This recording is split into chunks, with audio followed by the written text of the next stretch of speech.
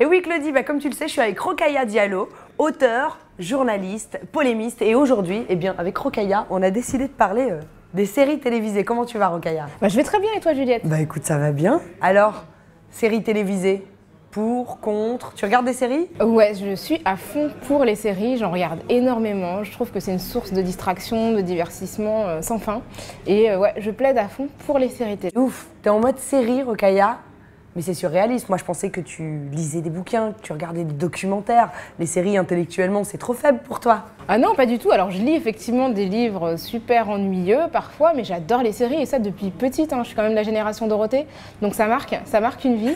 Et j'ai continué, j'ai vécu l'adolescence Beverly Hills et puis les années qui ont suivi, Desperate Housewives, Friends, etc. Et aujourd'hui, encore, j'adore les séries. Je trouve ça génial. Louis la Brocante, Joséphine Ange Gardien, Plus belle la vie, t'as fait ou pas? Alors comment te dire? C'est-à-dire que oui, là je suis pas très patriote sur les séries, j'avouerais que je regarde plutôt de l'autre côté de l'Atlantique ou dans d'autres pays, mais en France, j'ai pas encore trouvé. Il y a des trucs sympas quand même, Il y a Les Revenants, que je trouvais plutôt pas mal, qui passait sur Canal, ou encore un truc qui s'appelait Le Tunnel, qui était une série franco-britannique très sympa.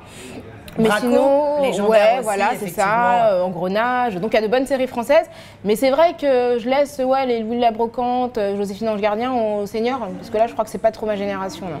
Et tu regardes donc des séries un petit peu pointues, qu'est-ce que tu regardes en ce moment? Je regarde par exemple une série qui s'appelle The Affair, une série américaine, HBO, qui est vraiment très bien. Qu'est-ce que j'aime bien? J'adore Mad Men. Je trouve que c'est une série géniale, qui se passe dans le milieu de la pub dans les années 60, tournant des années 60. Les décors, les vêtements, le rythme, tout ce que ça dit aussi sur la société. Parce que c'est vrai que on soupçonne souvent les séries d'être peu intelligentes, mais Mad Men, c'est les années 60 aux États-Unis. Donc c'est l'époque de la fin de la ségrégation, c'est l'époque où les femmes se révèlent, commencent à rentrer dans la vie active, où certaines personnes révèlent leur homosexualité. Donc il y a vraiment des enjeux aussi de société derrière des séries qui sont pas seulement des divertissements, donc ça va beaucoup plus loin. Donc tu t'inspires quand même des séries comme Mad Men, ou encore, tu me parlais tout à l'heure d'une série dont j'ai oublié. Ça s'appelle The Affair, The Affair, Game of Thrones. Tu t'inspires de ça? C'est très ésotérique en fait, oui, c'est l'art de la guerre aussi. Mais Game of Thrones, c'est la politique. Moi, c'est vrai que je suis plutôt journaliste politique. Game of Thrones, on est en plein dedans. Avec tu reconnais François Hollande, Juppé, tout ça, tu reconnais tout le monde? Je l'ai pas encore vu. Je crois que si l'hiver arrive, il va être super mal. Mais non, c'est clair que Game of Thrones, c'est la politique. C'est les camps qui se tuent, qui s'entretuent, qui se trahissent, les alliances pour parvenir à remporter le trône, etc. Les gens qui sont faibles, qui se révèlent en fait hyper forts. Donc on est en plein. Mais Glee, on en parle, ton truc de comédie musicale? C'est-à-dire que je crois que tu as des informations. Je crois que tu regardes. Que j'avais pas donné. Parce que là, tu me dis Machiavel, ok. Fin de la ségrégation, ok. Glee, tu as ces trucs de comédie musicale. Ouais, Glee, c'est mon côté Disney. Mais moi, j'adore quand ça chante, en fait. C'est absolument ridicule. Mais c'est vrai que Glee, c'est la comédie musicale ado, donc des gens qui sont dans une espèce d'école, un peu comme Fame, mais à la sauce des années 2010, où en fait, ils préparent tout le temps des chansons. Donc régulièrement, dans chaque épisode, ils massacrent le répertoire musical d'un grand artiste. Donc ils ont fait Michael Jackson, ils ont fait Madonna, etc. C'est ridicule, mais j'adore. En fait, dès que je suis dans un avion et qu'il y a Glee, à la demande, je regarde. Je trouve ça hyper... C'est ridicule, mais j'adore. Je trouve ça super drôle. Alors, moi, je comprends tout ça, mais c'est vrai qu'il y a un truc qui me gêne, moi, dans les séries, finalement. C'est que je trouve que les gens se désocialisent à cause des séries. Parce que... tu sais, c'est un peu le principe des personnes qui sont attachées à la télé, à l'audiovisuel, au point de ne plus sortir, de ne plus avoir de rapports sociaux. Parfois, tu veux regarder une série, finalement, tu te tapes toute la saison, tu dors pas de la nuit. Ouais. Tu te dis, ah merde, il est 4h du matin, et en fait, finalement, tu te dis, il me reste 2 épisodes, donc du coup, je vais regarder encore. Est-ce que, quelque part, c'est pas une espèce de drogue qui peut finir, justement, par te désocialiser? Moi, je pense que, quelque part, ça peut être dangereux, en fait. C'est une addiction, la série. Je t'avoue que si je m'écoutais, là, je partirais pour aller regarder l'épisode que j'ai laissé en cours pour venir à ce rendez-vous. Non, pour être plus sérieuse, c'est vrai que moi, franchement, j'adorerais passer mes journées devant des séries à regarder les épisodes et à pouvoir les enchaîner. Donc il est vrai que parfois, je me dis avant de me coucher, bien, je vais me regarder un épisode et puis finalement, je regarde 5 et ça ampute complètement mes nuits. Et je peux entendre que ça puisse couper, un petit peu couper parfois de certaines réalités. Et en même temps, je trouve que c'est un sujet de conversation passionnant. Il y a plein de gens qui regardent des séries avec qui tu peux discuter des épisodes en disant voilà. Enfin, je trouve qu'il y a quand même un truc de nœud et de lien autour des séries. Rokhaya, attends.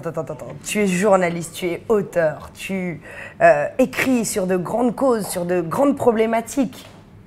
Et tu me dis que dans un dîner, tu peux passer 2 heures à parler de Victor Newman, des Feux de l'amour et du divorce avec Nikki ou Vicky, je sais plus trop. Et tu trouves que finalement, c'est pas de la perte de temps, ça? Moi, je trouve ça surréaliste de parler en fait de ces gens-là. Comme si tu parlais de ta cousine, de ton cousin, de ton tonton, alors qu'en fait, ça n'est qu'une série. Et il y a une espèce de truc comme ça qui fait que les gens pensent que voilà.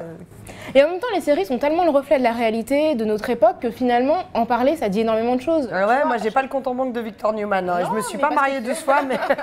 Mais si tu regardais, tu saurais comment faire, tu vois ce que je veux dire.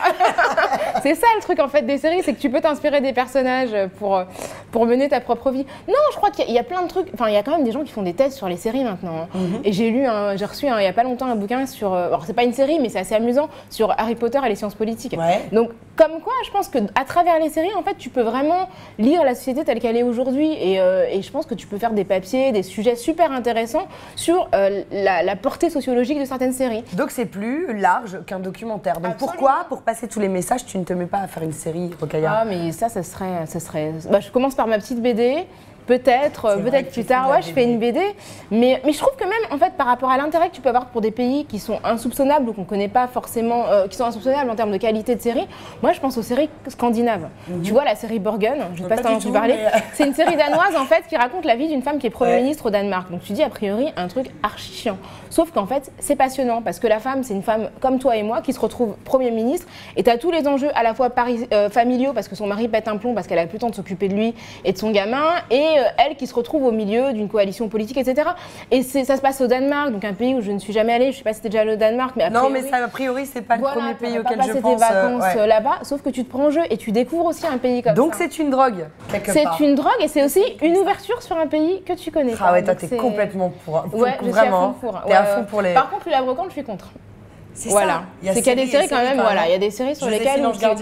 Non, franchement, il n'y a pas moyen. Non, c'est pas possible. Voilà, et puis c'est pareil, les séries des années 90, là, Hélène et les garçons et compagnie, ça j'avoue que.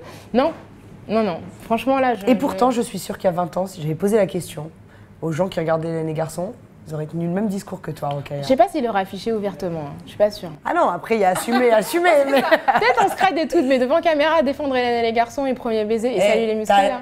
Tu sais quoi? Tu viens d'assumer Glee, meuf. Tu veux nous chanter une chanson, Rokhaya? Ça sera pour la prochaine fois. Ok, ça marche.